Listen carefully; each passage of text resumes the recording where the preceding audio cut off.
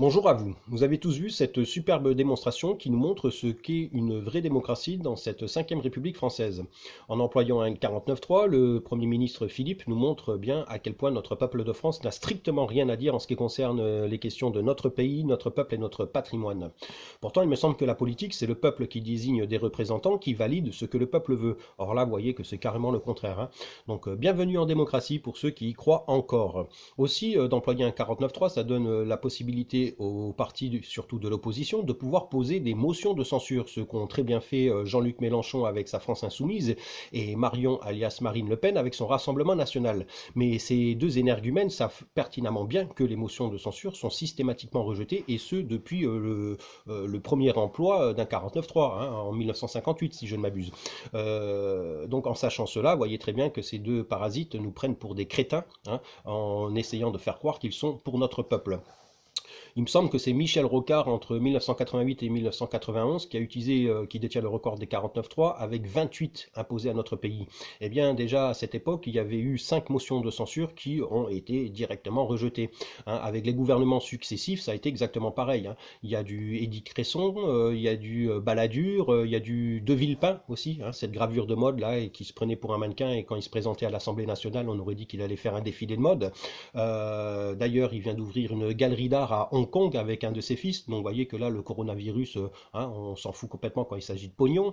Et faut aussi savoir que les objets d'art achetés par ces gens qui ont énormément d'argent, eh ben, ils ne sont pas imposés, hein. Donc c'est aussi une façon de blanchir un peu du pognon. Bref, de Villepin, hein, donc. Il y a même eu Chirac qui a balancé un 49.3. Le dernier, c'est Emmanuel Valls, alias Manu la Tremblote, qui nous en a balancé 6. Et à chaque fois, avec des motions de censure de l'opposition qui ont systématiquement été rejetées. Donc Mélenchon et Le Pen le savent très bien, donc non seulement ils nous prennent pour des connards, mais en plus de ça, ils se foutent de notre gueule, quoi, hein. Donc c'est pas la peine de venir me balancer le programme de Mélenchon et celui de Marine Le Pen, parce que je les ai lus, hein, et c'est tout à fait normal qu'ils soient dans le sens du peuple, hein, puisque en étant de l'opposition, ils vont pas marcher contre le peuple, hein. Ils nous font croire qu'ils sont avec nous, mais par derrière, vous inquiétez pas que ils pourront jamais tenir leur programme, parce que avant même l'Europe, aucun parti politique n'a tenu son programme, hein, parce que c'est que de la fumisterie. Et aujourd'hui, avec l'Europe, vous devez absolument savoir que tous les programmes que nous balancent ces partis politiques, c'est que de la poudre de perlimpinpin, comme dirait l'autre, puisque c'est l'Europe qui dirige tout maintenant, d'accord? Donc leurs programmes, ils ne pourront pas leur tenir, hein. C'est que pour nous amadouer, pour nous faire croire qu'ils sont avec nous, et voilà, c'est de la fumisterie politique. Donc arrêtez avec vos programmes mélenchonistes là et le pénistes, parce que tout ça, pour moi, c'est de la merde. En plus, vous savez que je suis anarchiste et donc je suis apolitique. Je ne voterai pour aucun parti politique. Si notre peuple est capable de s'unir un minimum pour éventuellement se servir de cette arme qu'est le vote, hein, j'irai voter que pour Asselineau, parce que c'est le seul qui est pour le Frexit. Ça ne veut pas dire que son programme, je le valide, hein. Pour moi, son programme, c'est de la merde comme tous les autres programmes. Par contre, il y a une petite option, c'est le Frexit. Moi, il n'y a que ça qui m'intéresse. Donc s'il faut qu'on utilise cette arme, eh bien, utilisons-la à bon escient. On dégage de cette Europe qui est corrompue jusqu'à la moelle, avec tous ses partis politiques, et puis une fois qu'on a fait ça, eh bien, Asselineau, il dégage également, ou alors on le garde pour autre chose, et au moins, après, on peut devenir souverain dans notre pays, hein. Donc si je ne m'abuse, ce monsieur c'est ce qu'il voudrait. Après, bon ben voilà, je vais pas le mettre dans la case des gens honnêtes, hein, parce que tout ce qui est politique pour moi, c'est ils sont tous vérolés jusqu'à la moelle. Mais voilà, prenez l'option Frexit, hein. En tout cas, vous voyez aussi qu'un 49.3 qui nous a balancé Philippe, là, c'est également pour accélérer la réforme des retraites, hein, puisqu'il y a les municipales qui arrivent le 15 mars prochain. Et comme cet énergumène se présente, hein, vous voyez bien qu'il faut lui laisser un petit peu de temps pour se préparer, parce que n'oubliez pas que d'après Sibeth, c'est un monsieur qui travaille H24, hein, qui a une puissance de travail telle qu'il peut exercer plusieurs mandats, n'est-ce pas? Et donc là, bah, pour les municipales, il faut lui laisser un petit peu de temps quand même, le pauvre, hein, parce qu'il faut qu'il respire, il faut qu'il se prépare, ainsi que tous ses autres collaborateurs d'ailleurs, hein. Donc vous voyez que ça tombe super bien, hein. Aussi, grâce au coronavirus, là c'est aussi une option en plus, car vous n'êtes pas sans savoir qu'il y a déjà 3 députés qui sont infestés, notamment ce fameux Jean-Luc Redzer là, qui a un petit peu plus d'1 an se plaignait d'être un petit peu trop contrôlé, hein. Ils ont à peu près 2 contrôles par an, ces messieurs, alors en sachant qu'ils touchent un peu plus de 5600 € pour un très petit député, et qu'ils ont des frais de bouche, des frais de vêtements, des frais informatiques, des frais de déplacement, des frais de A jusqu'à Z, hein. C'est normal que de temps en temps ils se fassent contrôler. Eh bien Redzer avait fait une polémique comme quoi il n'était pas content. Hein. Aussi, il se plaignait que les jeunes députés qui arrivaient sur le marché, en sachant qu'ils sont tous corrompus jusqu'à la moelle, et puis qu'il y a les trois quarts qui n'ont même pas réussi à avoir leur diplôme parce que c'est des fils d'eux ou des pistonnés d'eux, hein, il se plaignait que ces jeunes-là doivent manger des pâtes avec ce genre de somme et ce genre d'avantages. Hein, comme si de manger des pâtes c'était quelque chose d'ignoble. Hein, mais comme ces gens-là pètent plus haut que leur cul, ils se prennent tous pour des seigneurs, effectivement, de manger ce que le peuple mange, vous comprenez, ça les rabaisse à notre niveau, et puis donc là, du coup, c'est inacceptable hein, pour ce genre de personnage. Bref, eh bien, cet énergumène a chopé le coronavirus. Hein, c'est un député alsacien de Mulhouse. Et donc là, vous allez voir que grâce à ça, bah, ils vont pouvoir mettre l'Assemblée nationale en quarantaine. Et donc, du coup, ne pas avoir le besoin de se justifier pour ce 49.3 imposé à notre peuple. Hein. Donc, vous voyez que tout ça, ça tombe super bien, et que là, ben, si vous prenez tous les éléments en compte, vous apercevez que c'est une stratégie politique, et moi, j'appelle ça même de la fumisterie politique. Hein. Donc,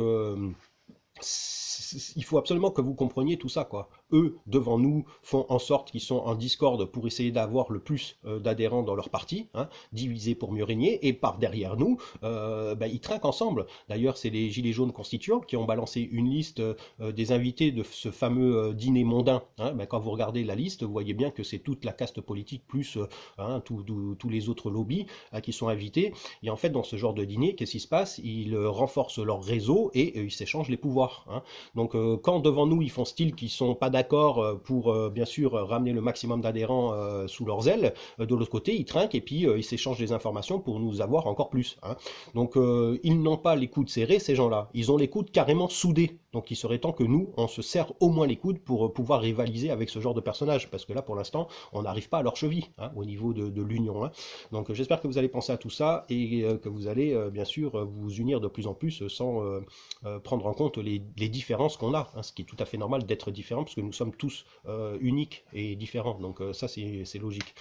En ce qui concerne le coronavirus, on a un petit peu tendance là à négliger un petit peu le savoir des Chinois. Hein. N'oubliez pas que c'est pas le premier coronavirus qui arrive au monde, si je ne m'abuse c'est même le quatrième, et comme la plupart du temps ça arrive en Chine, les scientifiques et autres docteurs chinois ont une très grande expérience là-dessus. D'ailleurs, il y a même déjà des médicaments qu'ils ont testés sur les autres coronavirus qui sont très efficaces, hein, donc il n'y a pas lieu de paniquer comme on panique en France. Après, c'est compréhensible parce qu'effectivement, avec ce matraquage médiatique et politique, je peux comprendre que certains d'entre vous paniquent, mais il n'y a pas de raison. Hein, il suffit juste d'être un minimum vigilant. Quand vous sortez en public, eh bien, vous éventuellement vous mettez un masque ou alors vous évitez d'approcher des gens. Et puis surtout, effectivement, hein, le gouvernement vous dit qu'il faut que vous lavez les mains régulièrement. Faut pas attendre le coronavirus pour se laver les mains. Si vous voulez éviter d'avoir des gastro, hein, d'avoir la chiasse, eh bien, dès que vous sortez dans la rue, vous évitez non seulement de vous toucher le visage, surtout ceux qui prennent les transports en commun, parce que vous tenez des barres pour vous maintenir, et puis ben, ça c'est pas nettoyé. Hein, donc si après vous vous touchez le visage, faut pas vous étonner que vous attrapez des saloperies, hein, et surtout la chiasse. Donc quand vous sortez, vous évitez de vous toucher le visage avec vos mains, et quand vous rentrez chez vous, la première chose que vous faites, c'est que vous vous lavez les mains. Hein. Ça, c'est d'une logique implacable, c'est un minimum d'hygiène qu'il faut avoir dans la vie, et puis en faisant ce genre de choses, vous allez voir que le coronavirus, c'est pas plus virulent que n'importe quelle autre infection respiratoire. D'ailleurs, il y a 100 000 personnes qui meurent par an d'infections respiratoires, d'accord? Coronavirus, il en est loin derrière. Dans notre pays, toutes maladies confondues, c'est 600 000 personnes qui meurent chaque année, d'accord? N'oubliez surtout pas qu'il y a un peu plus de 500 SDF qui meurent chaque année aussi dans notre pays. Hein. Donc quand le coronavirus arrivera au moins au nombre de décès d'SDF, là peut-être que vous pourrez commencer à vous poser des questions. Or là, il suffit juste d'être un minimum rigoureux, ce qu'ont très bien fait les Chinois. Hein. On dit que c'est le gouvernement qui a imposé aux Chinois de se mettre en quarantaine, mais c'est faux. Dans les grandes villes, certes, c'est vrai, mais dans les petits villages, c'est eux-mêmes hein, qui se sont mis en quarantaine pour faire attention. Donc vous voyez qu'eux, ils sont extrêmement rigoureux.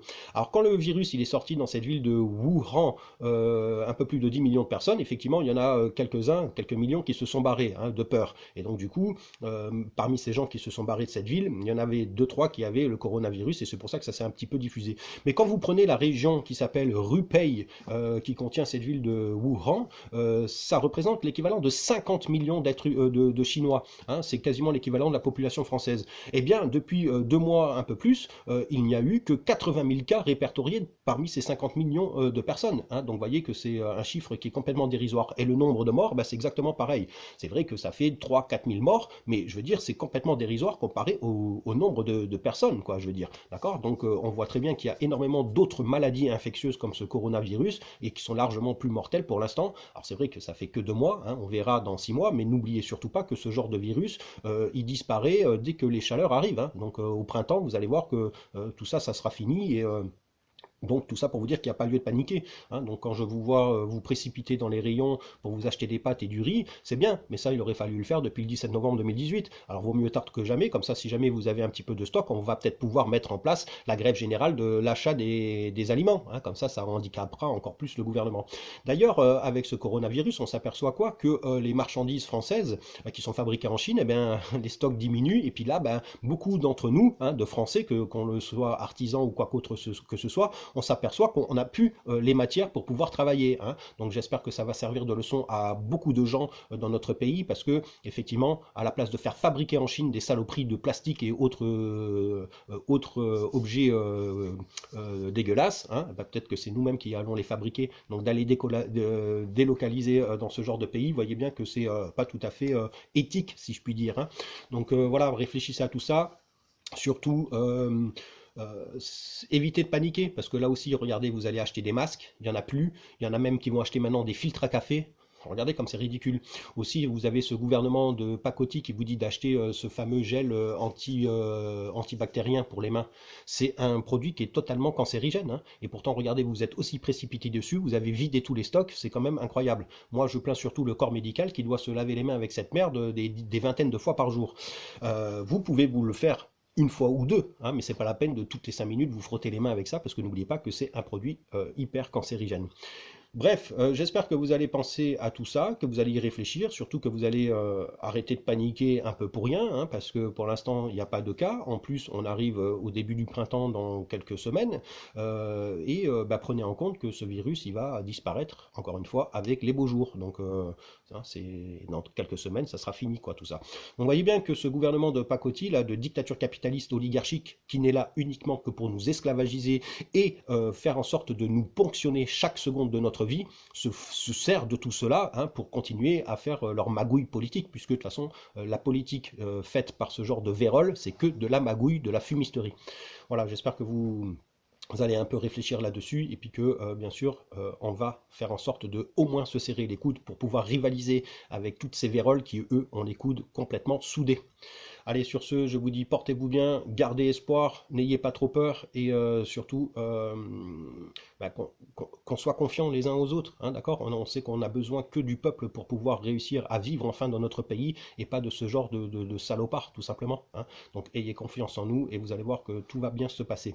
Allez, je vous dis à très bientôt, et à la prochaine vidéo.